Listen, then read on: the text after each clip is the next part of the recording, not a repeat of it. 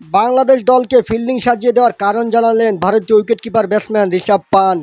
চেন্নাই টেস্টের তৃতীয় দিন বাংলাদেশের অধিনায়ক নাজমুল হোসেন শান্তকে ফিল্ডিং সেট করে দিয়েছিলেন ঋষভ পান্ট।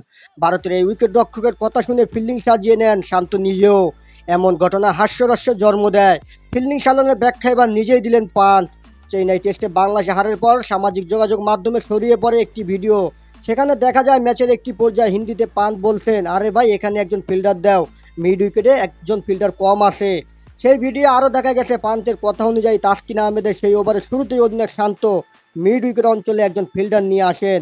নিজের বিপক্ষে ফিল্ডিং সাজিয়ে বিরল এক ঘটনার জন্ম দেন ঋষভ পান্ট।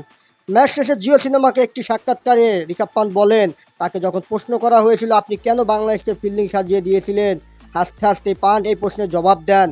শান্তকে ফিল্ডিং সাজিয়ে দেওয়ার ব্যাখ্যা দিয়ে পান্ট বলেন, ক্রিকেটে কিভাবে আরো ভালো করা যায় এই নিয়ে অজয় জাদেজা ভাইয়ের সঙ্গে আমার প্রায় কথা হয়, সেটা নিজের দলের হোক বা অন্য দলের হোক। আসলে ওখানে তখন ফিল্ডার ছিল না, আর ওদের দুজন ফিল্ডার এক জায়গায় ছিল, তাই আমি বলেছিলাম একজনকে অন্য জায়গায় দেওয়ার দরকার, আর সেটাই মেনে নেয়।